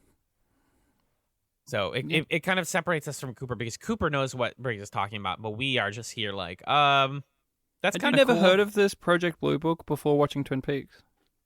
Was it a real thing? Yeah. Oh. Yeah, it's a real thing. From my understanding, it's a real thing. So I had no idea. Yeah. Code name for the systemic study of identified flying objects from 52 to 1960. Whoa, this is fully real. Neat. Yeah. You know what? Cool. Again, it's tying into the obsession with the 1950s and 60s that this show has. And Right. the thing I found the most interesting about the scene, and I can't fully talk about it because it will involve stuff from the return, but what I find interesting about the scene is Major Briggs snapping emotionally by the idea that his soul is on the table now. Like, his soul is at risk, which I find very interesting for this character, because this character, you know, you see the image of him as the military father guy, but he is the opposite of that. Like, he's this sweet-natured, soft-spoken, very eloquent, very, very spiritual type of person. Yeah. Right. And so, of course, his fear is something to, you know, take his soul or corrupt his soul, which is obviously one of the major recurring things in Twin Peaks. I mean, that's what happened to Leland and such, is like these corrupted souls, or obviously the lonely souls and stuff like that. So I found that to be what I took away from the scene, rather than the mythos, rather than him going White Lodge. I found it rather interesting character-wise. What he walked away from this horrific weirdo experience was, I'm worried about my soul. Yeah. That's And we really just saw him interesting. at the end of the last episode, like hugging his child, you know? I think also my favorite visual in the whole episode, and it was very, very evoking. It garnered an emotion out of me, which was when they're holding, the photo or whatever it is, and the water drops onto it, and they look up, and the sprinkler is still wet from the previous episode, one of the previous episodes. That was Yeah. great. I really liked that. Yeah. Like, don't forget what just transpired in the sheriff's office. There's still things going on, and we're still reckoning with everything. Yeah, it was a nice visual way of telling us, like, no, things are still lingering. You know, even the water drops from the previous episode in which a guy everybody kind of loved basically died and killed himself. Right. It's really interesting stuff. I'm just so curious where they take the Briggs stuff. I remember vague stuff, and I know like the conclusion of this particular plotline that we're gonna probably hear about in another week or two. But the Lodge stuff is it's very contentious amongst Twin Peaks fans. So some people really hate it and think it's like where Twin Peaks gets bad, and I personally think it's a really interesting way to like evolve the Red Room situation. Yeah, well, I can't remember, Magellan. What's your whole views and takes on the mythological side of Twin Peaks? I mean, I sort of go back and forth on that stuff. I mean, I think I do find, I think I'm not really a fan of like, there's a Black Lodge and a White Lodge, like that kind of cosmology. I think it's interesting to consider some of the stuff that Hawk talked about in a recent episode around like when you pass through the Black Lodge, your soul is judged, and like the ways that these, you know, Bob is kind of tied to, I don't know, evils that are within people, or he creates them, or whatever. I find that interesting. And then when we get too much into like, and this is where their power comes from, or like this is this and that's that, then I don't care about it quite as much. Yeah, I see. I don't care either. Because of the simplistic reason of my favorite character. One of my favorite characters is Coop, and I like FBI agent Coop who wants to solve a crime, not Agent Coop who wants to solve a spiritual mystery. Because in this episode, one of my other favorite moments was when Coop sits down next to the guy who's wired up, and he looks at a donut that's been half eaten, and he gives like this puzzled look on his face, like, what? How do you not eat the rest of this donut? And he starts to grill or like, you know, disparagingly talk about like, this is what's going to happen. And it reminds me of what I loved about Coop in season 1, which is he's a nice guy. He has emotions, but when he puts on FBI agent Coop, he's almost like an alien who's inspecting you. Like, I always think back to the pilot movie in which he kind of just smiles at Bobby Briggs and then looks at Truman and just smiles back and goes, this is how it's going to work, Bobby. And I love that Coop, rather than the one who's like wearing fucking plaid and just being like, oh boy, I really care about this spirituality stuff. Oh boy, I really wonder what the Black Lodge is. I like the Coop who's duality is like FBI agent and good man Coop. I like that. And so I struggle with the spiritual side of Twin Peaks, but it does involve characters I like. So it's a tug of war for me. Like, I like that this side of the story kind of, whether it's good or not, involves Hawk more, because Hawk has knowledge of things that others don't. I like that he's involved in the story more, but you know. Yeah, well, and I think ultimately this stuff resembles my own real life interest and non-interest in like religion, where I'm interested in religious systems to the extent that it's a set of ideas that we can use to like be introspective and to have conversations about what does it mean to be a good person. And I think Cooper as a kind of philosopher, you know, is a part of that. There's the FBI agent character, there's like Cooper as a philosopher talking about like, here's how I live my life, or like Sheriff Truman, do one thing every day or whatever. That I think is also like a part of what's cool about him. And then there's the side of real life religion that I don't super care about, which is like, you know, Joseph begat Joseph, and you got to believe in this to go here. And it's like, okay, well, now touch we're the getting wound into of these Christ, yeah. right. We're getting into these particulars that are kind of detached from the bigger questions. And I think when Cooper engages with those bigger questions, it's interesting, which I liked the Jean Reno scene because you see Cooper thinking through like, oh, am I causing problems? Am I bad in some way? Are we the baddies? Right. Are we the baddies? And even on yeah. just another level too of, he entertains clearly the notion of Jean Reno of this, of like that, of what Jean Reno's monologue is, but also just he's not from Twin Peaks and he's walking in like appropriating the world of Twin Peaks, wearing it around, being like, look at me, I'm a member of Twin Peaks now, but he's only been there for like 3 weeks. Right. Or however long. It all, and it's like, is that a good thing too? Like, is that a genuine way to become a part of something? Because he's wearing it, but is he actually experiencing and being a member of Twin Peaks itself? Yeah, and I think his eagerness to do that tells you a lot about him, right? Like he's lost in a certain way and naive. And the fact that he's taking to this town, like you're saying, after 3 weeks, it tells us a lot about his shiftlessness, his feelings of like, I really just want to belong somewhere and figure out who I am, which is. And he's escaping himself. Like, that's also a part of what Jean Reno is talking about. Like, you're bringing stuff here. And it's like, obviously, Jean Reno's talking about the literal, like, oh, this. But we as the audience already know there's something up with Coop's past. We know something about Wyndham Earl and he has this relationship and all this kind of stuff. We know that Coop is hiding whatever is wrong with himself in the case, in the duty, and now in becoming the perfect member of a community.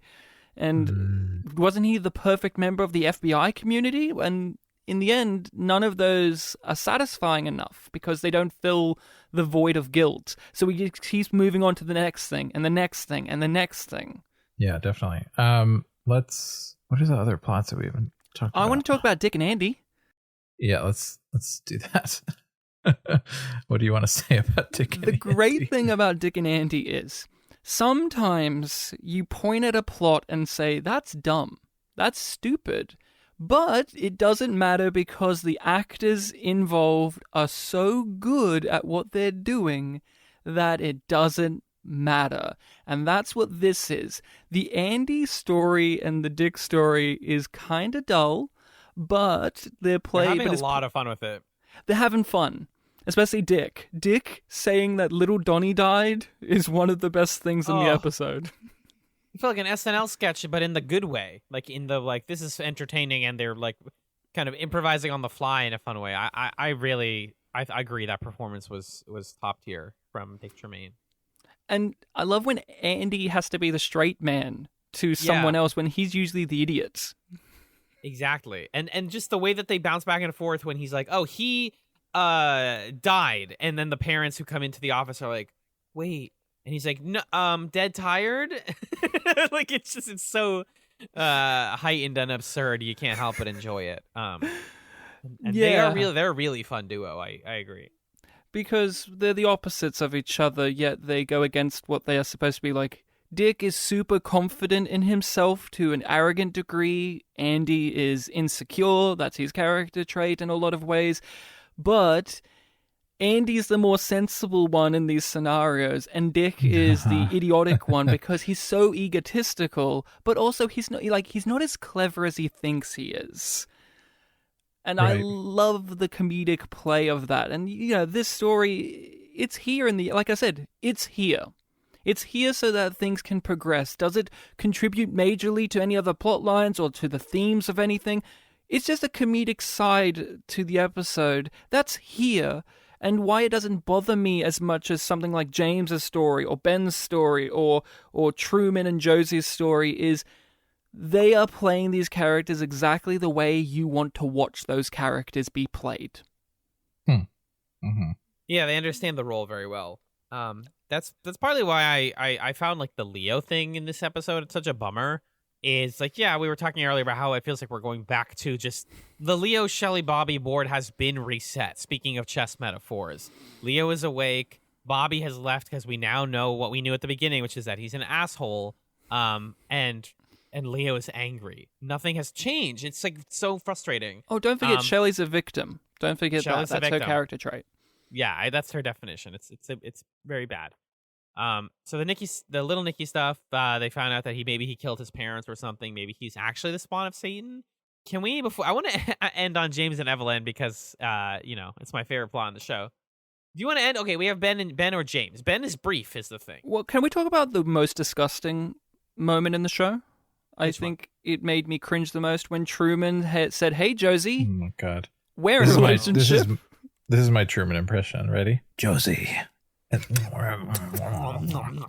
me do Every the time Josie he impression talks to back. Josie. Let me do the Josie impression back. No, Okay. we can't. We can't. and then Josie. oh, yes, we can. It was embarrassing. It's so gross. They're it's so the bad. worst. Gross. They're worse to me in this episode than anything James had going on. Because at least with James, it was boring. This was gross and made me feel ill. And it reminded me of... I would go so far as to say that the James stuff was good, but we'll talk about it. But I the would thing too. I You're outnumbered here. The thing I hate about the Truman Josie stuff is, in the whole entire show, is one, I don't buy that they're ever in a relationship and why they're ever in a relationship. That's a biggie. And two, it just makes Truman a boring, lame, bad character for no real reason, because it feels like he's a completely different character when he's with Josie. Yes. He becomes the character in a soap opera, whereas otherwise he's in like a police procedural. Otherwise, he's a sensible, reasonable man who doesn't seem like he's this, like he's inspired to be like Coop, but you kind of got the idea that he was already a good man before he met Coop.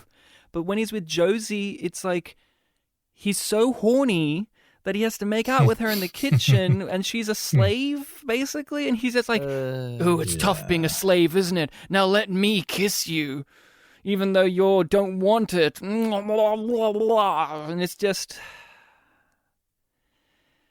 I don't know what the goal is of still having them be in a relationship, other than that's what was set up. Yeah, it's continuing what was already there, and it gives Truman something to do other than be in the sheriff's department. But like, you don't need that. I think when they were on this podcast was like, Truman's just a guy that everybody knows. Like, it doesn't need to be more complicated than like he's the everyman that it decided to just be. He kind of like fell into the sheriff's position. He doesn't need a backstory that involves him having a tryst with another woman. It doesn't have to happen. If you are going to do it, do something with it. Like, do something with it. Like, there's not a moment in this episode in which that scene was warranted either, other than to remind us Josie exists. And how does she exist in the show? As a piece of meat to objectify. That's it. Yeah. That's it. Because obviously you guys have talked about in the past how this show loves, again, to go back to the 50s, Orient, being like, oh, the Orient, ooh, so sexy and mysterious and foreign, and we just don't understand it, yet we want to take it over and understand. And that's kind of what this scene is. It's like a lot of visual imagery you'd see in these old movies and shows of the femme fatale, and not just the femme fatale, but the Asian femme fatale, so they're even more dubious because they're foreign, we don't understand them. But maybe if the gruff, handsome lead guy just grabbed her by the shoulders and gave her a big old smooch. Josie. Yes. Josie. The last two plots in this episode we're going to talk about very briefly, are two plots that I did not understand or pay any attention to. Norman and Ed was great. I'm glad they're back together. Okay, go ahead. Me too. Ryan, part of the reason you wanted to be on was to talk about Ben Horn. Give me your tight 2 minutes on why you like Ben Horn. I like Ben Horn because, he is... General McAllister or whatever. Fuck you.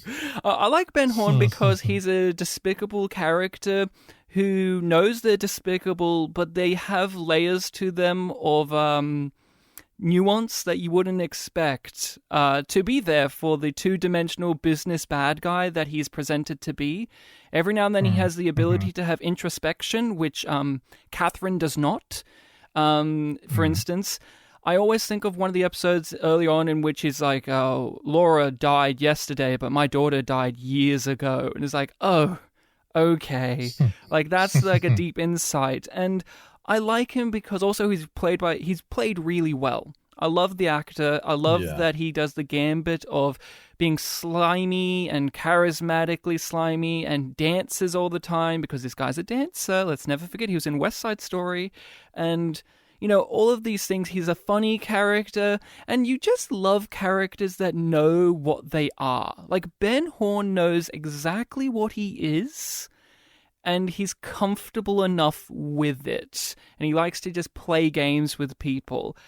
And so this storyline being introduced is annoying. Ben is. This is what I'm saying. Like, I figured this out now as an adult, and it's not that complicated. Ben desperately wants to be the Ben Horne that you're talking about again, Ryan. He's just like and he's retreated into himself because that's what rich people do, and they don't have. And he also doesn't like have a good, you know, familial or friend network anymore. He was like in jail for a while, and his brother abandoned him. So he retreats to his little toys and his games, and he wants to be the general that tells people what to do, and they listen to him, and he wants to go to a simpler time like the Civil War. Like, technically on paper, the Ben Horne Civil War plot makes a sort of literary sense, and it does give that actor an opportunity to like kind of go unhinged in a fun way. But I agree, if you liked Ben Horne being this like slimy rat bastard, you're not getting that anymore. This is a different character, basically. If you take it at face value, though, because here's the thing. When I watched this for the first time, I was like, oh, this is a play. Because he's always playing the long game. Oh, this is a play. He's playing Catherine. He's playing them all to think that he's weak so that they feel sad for him and then he'll strike. And I would say this would work if there was build-up towards this. I was thinking about this a lot. Like, when in the show have we ever seen, and you guys have been watching it, you're a few episodes ahead of me, obviously, so when in the show has it been built up that he's been ever interested in the Civil War, anything like that? Right. It just comes in out of nowhere because it's weird. And that's like the soap opera thing of introduce the weird thing because the audience won't expect it. Also, where in America is Twin Peaks? Northwest Washington. So, is that in the South? No, not even close. Okay, so why is he obsessed with the South? Some people are like that. Some old people are just conservatives. They're conservatives in Washington. Okay. I think the thing that frustrates me about this plot, you know, I think when we first watched it years ago, I was like, oh, Ben Horne, he's doing weird stuff. I love it when Ben Horne does weird stuff. But I think the choice now, as you know, having been a history teacher for a few years, the thing that really frustrates me about the choice to associate him with the Confederacy is that it feels a little haphazard of like, oh, we'll just have him be like someone who was a loser, because what he's doing, he's not just reenacting the Civil War. He's trying to win it. Yeah, he's revising it. Like, he's playing out the Battle of Gettysburg. And at the end here, when he's talking to Bobby at the end of his battle, he's framing it as the South won at Gettysburg when they didn't. The South lost at Gettysburg. And so it seems narratively like the point is Ben Horne is taking on the mantle of these historical losers, and he's trying to rewrite the story to make them win. Because he lost. Right. Because he lost. Yes. But then the frustrating thing about that is that making that the narrative is complicit in this sort of larger project of painting the South as these like downtrodden, shucks, we lost, the sort of lost cause mythology. Yeah, because as a non-American, I don't have that attachment at all. Like, as a non-American, I saw it as simple shorthand of course, the most villainous character feels sympathetic towards the villainous side of that war. And it's as simple as that. He's ignorant enough to think of that side of the war being the good guy side because he thinks of himself as a good man. It's as simple as that to me. Yeah, I think you could read it that way. I think there's also a way to read it as like it's part of the sort of like in American media allowing the Confederacy to have a little romance to it, which is like a very pernicious thing. Yeah. That like major works of American art and especially American cinema have forwarded.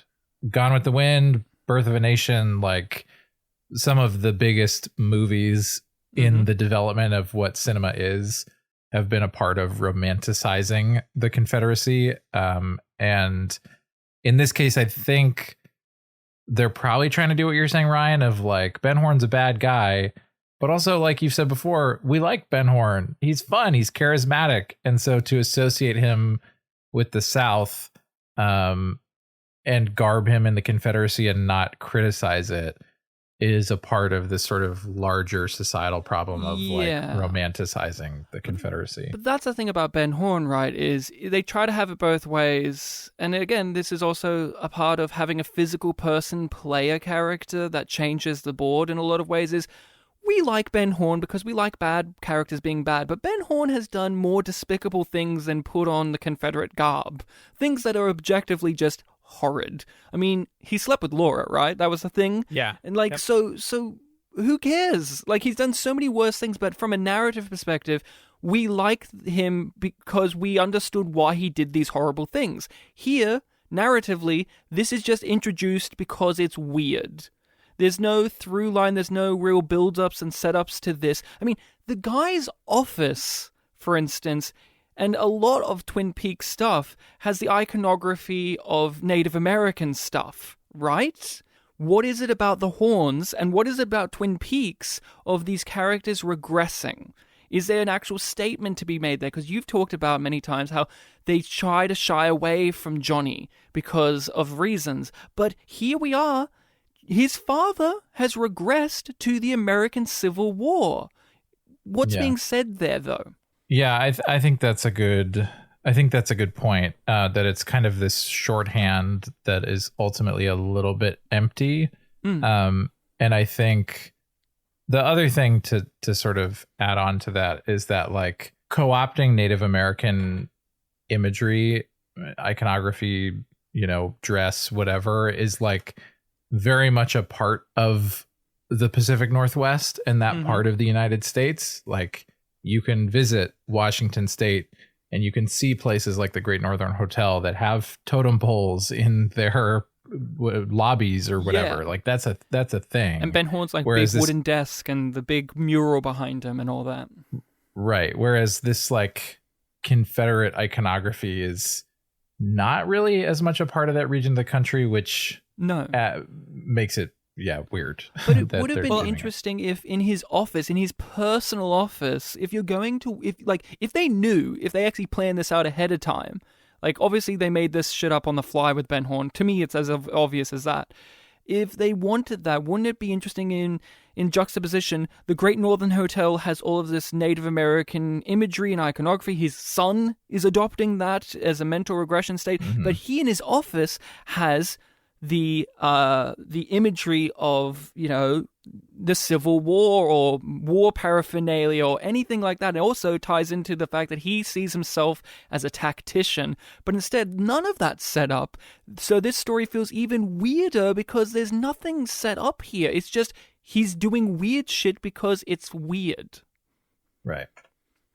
Like, the most scathing critiques people have of David Lynch stuff and Frost stuff and all these surrealists is weird for the sake of weird. There's nothing there. It's all style and no substance. And this is style over substance.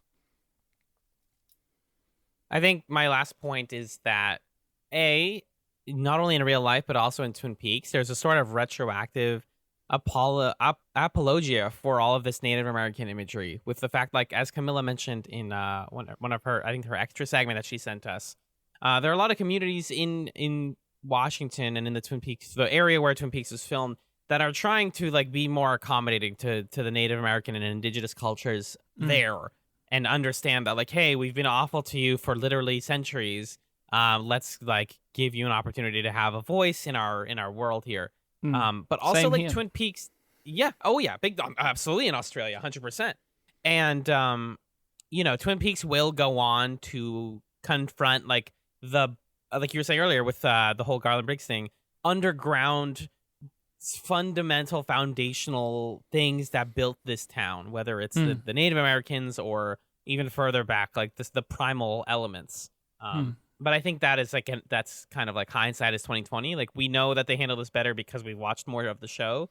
But for now, in isolation, you're watching this and you're like, yeah, this is kind of vague and not very specific in the way that like a network television show would be. Yeah, I do think that with the Ben side of the story, it isn't trying to comment upon any of those highfalutin stuff that the real world can bring into the show. I think it is just there because it's funny as well. Like, it is funny to see Ben Horn smoking his cigar and doing the accent and jumping around with a sword.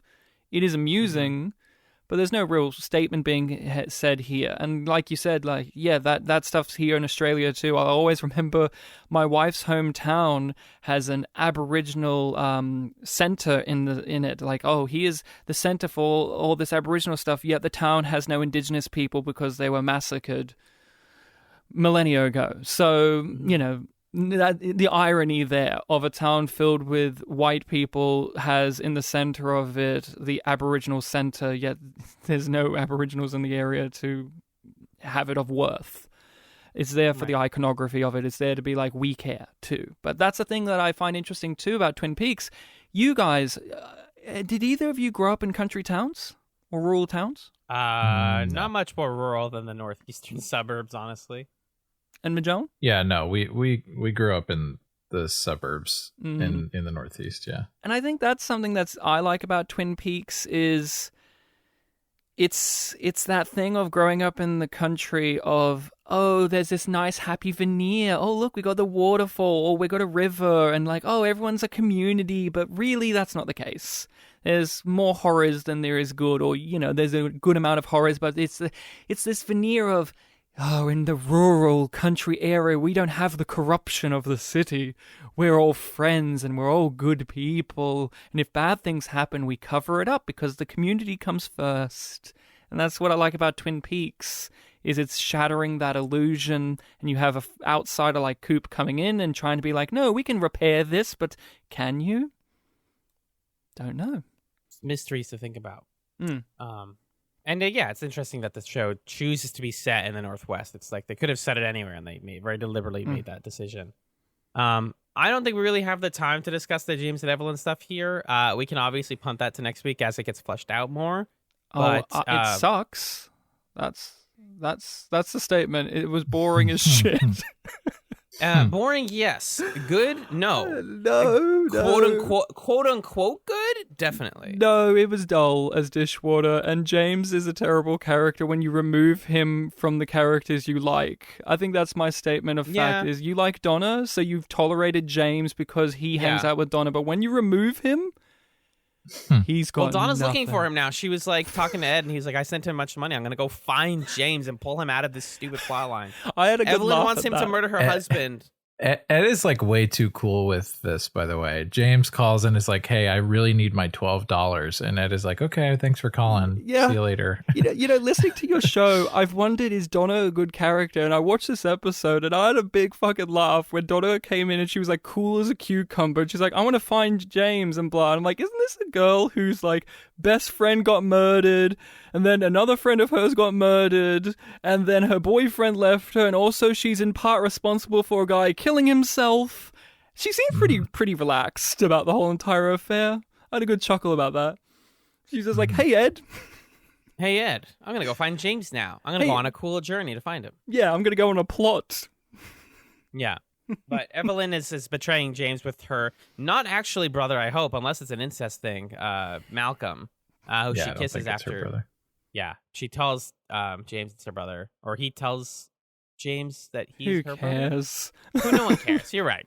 This is infamously the worst plot, right? Like, everyone says this is like the worst plot because it has nothing to do with anything. It's just there to give James something to do.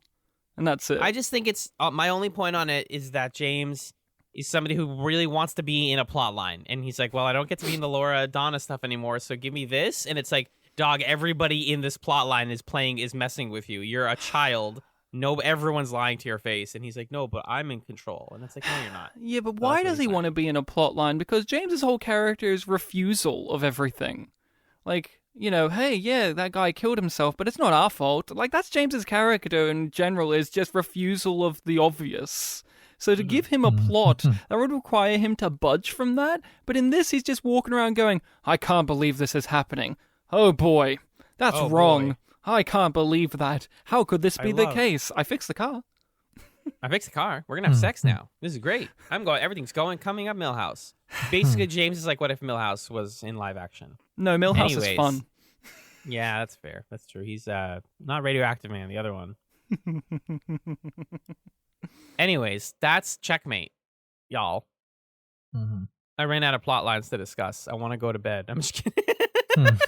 Talking about James last makes you a bit sleepy, doesn't it? Yeah, it's got a little him bit and his of that one face. Okay, I just did it. I just did it on the. No, we're not even on cam, and I just did the face. Well, we felt it. Thank you, Ryan. Thank you also for being on this episode of Chats. We always love having you on, pal. A pleasure. Your insights are appreciated. Where can people find you on the internet? Well, I'm on the internet. I have my 2 podcasts, Spit and Polish Presents, which you can find using that name, where you talk about movies, we discuss, random movies. We've discussed a couple of David Lynch movies in the past, including Twin Peaks stuff. We talked about The Return, actually, at some point, which is a television show, not a 18-hour movie. Just going to repeat that now. But, my man. But, yeah, I also have my podcast, Yum Yum Podcast, in which my wife and I revisit episodes of Star Trek Discovery, and now we're currently doing Babylon 5. So for people who are interested in people revisiting science fiction shows they either love or hate, come over to Yum Yum Pod. It's a fun time. We're hopefully going to have the Chats on as a guest at some point. It should be a fun time to get you guys to revisit a show that you've covered in the past. That will be interesting to discuss and hear. Brilliant. Yeah, just Yum Yum Podcast. And we're always posting stuff. It's a fun time. Check us out. It's, love to have people come on board. Sweet. Yes, indeed. And, Magellan, can you tell the folks what we're watching next time on Peaks Chats? Sure. Next time on Peaks Chats, we are watching the next 2 episodes of Season 2 of Twin Peaks. Those 2 episodes are Double Play and Slaves and Masters. First, Double Play. Wyndham Earle has taken his first victim in the deadly chess game. Audrey tells Bobby they have to save Ben from his Civil War fantasy. Leo awakens and attacks Shelley, but Bobby is able to fend him off. Okay, good. Thanks, Bobby, for coming back and not being such a dick. Then Slaves and Masters. The police look for James. Oh, wait, hold on. Spoiler City? Yeah. I'm not going to tell you what happens in that one. There's some spoilers for plots that maybe you might think are dumb, but that's your decision and not mine. Yeah. There you go. Love it. I love this for us. Let's take it to the plug zone. If you would like to get in touch with Chats, the television podcast, our email is chatspod@gmail.com. All instances of Chats are CHATZPOD. We also have a Twitter @ChatsPod where we post updates on the show. We have a subreddit r/chatspod, which is community run, and that's where we are listening to old episodes of Chats with the fans and talking about them. We would appreciate it if you like the show to rate us on Apple Podcasts, follow us on Spotify or your other podcast platform of choice. That helps get the word out there. Maybe leave us a review if you think we are worthy. And if you want to throw us some of your coinage, please consider checking out patreon.com/chatspod, where we put out a lot of bonus content and we spin a wheel. And sometimes Ryan Slawinski gets to make us watch a pirate movie, and you get to hear us talk about the Princess and the Pirate. So only sometimes. Yeah, only sometimes. Also, if you're a $5 patron or more, then you get a thank you at the end of the main show, and that would be right here.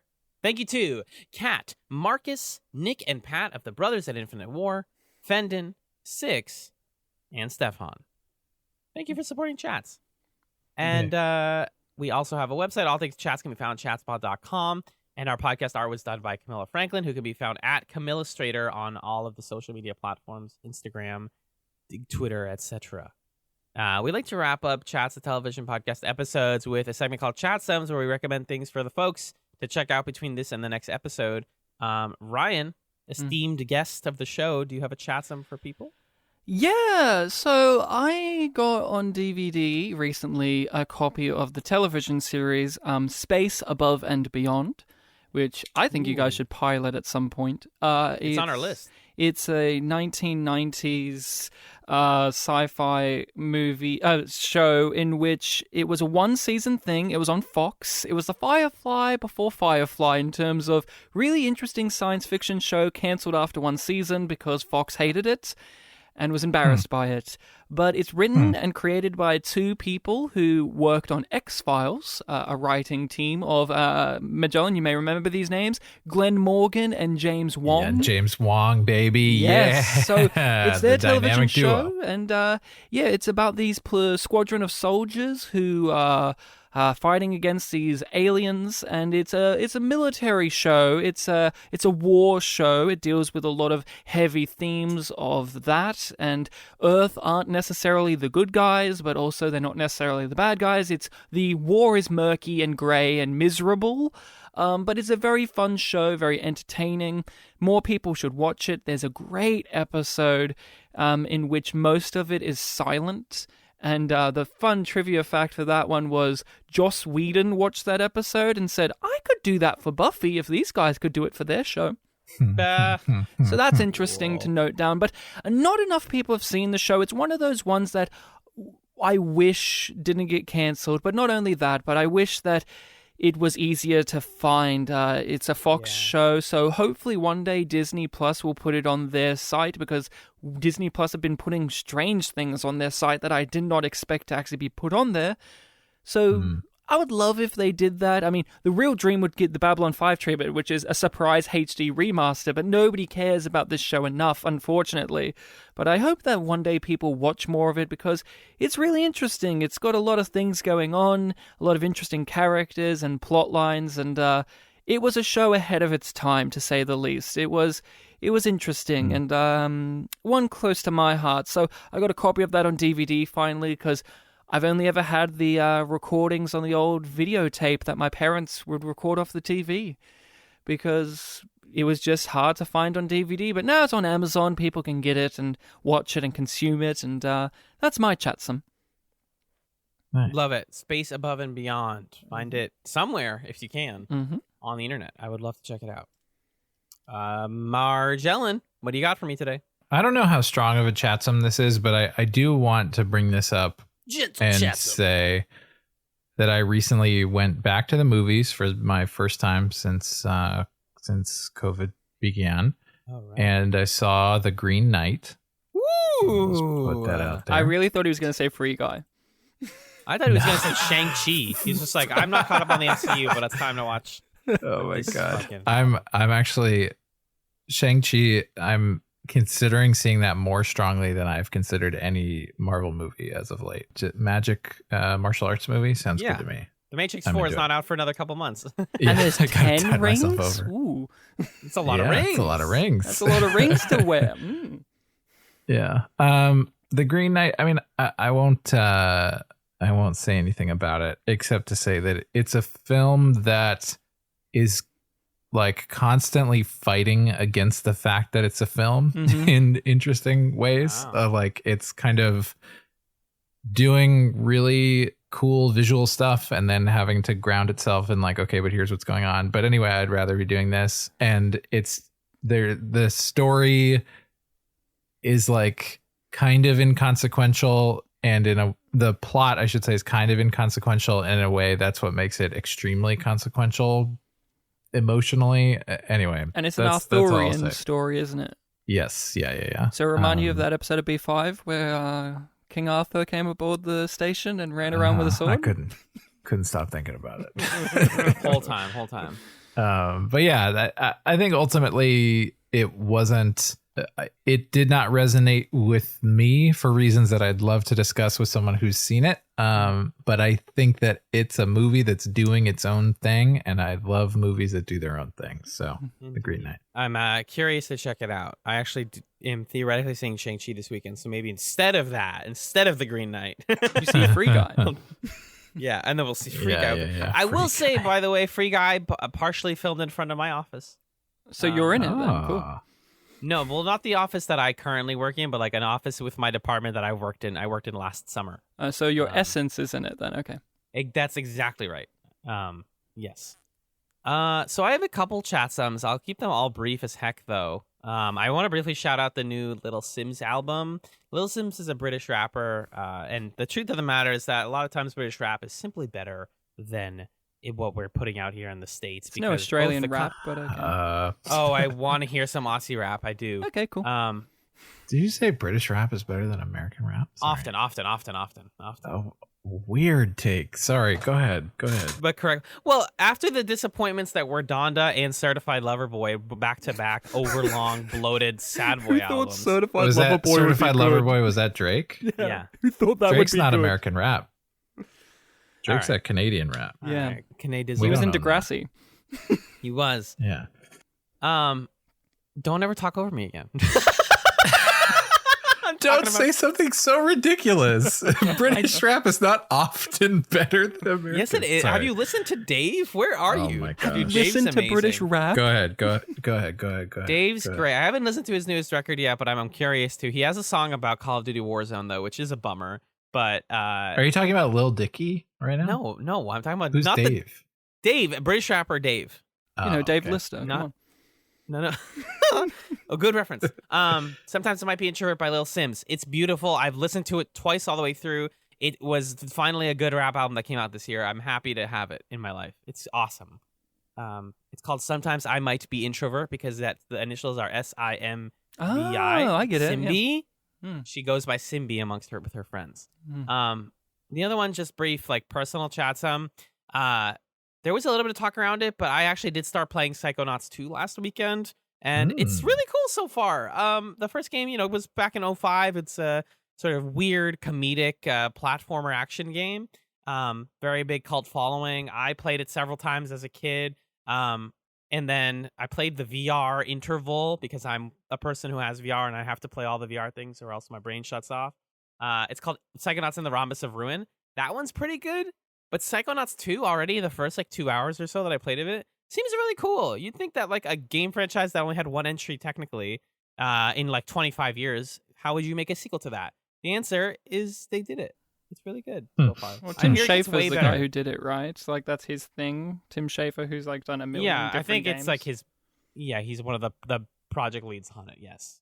And his the team at Double Fine just in the spectrum of indie, not even indie at this point. I mean, I think they've either been bought by Microsoft or have deals with Microsoft. But they're a great dev company. They do a lot of good work. And Psychonauts 2 really growing on me so far. I'll check back in if I continue to play it and like it. Sweet. That's what I got, y'all. That's what we got. We did the podcast. Thank you again to Ryan for joining us. Everybody go check out Spittin' Polish and Yum Yum Pod. Thank you to Magellan for being the Major Briggs to my Bobby Briggs. Wow. Okay. I like that. And thank you for listening to this episode of Peak Chat.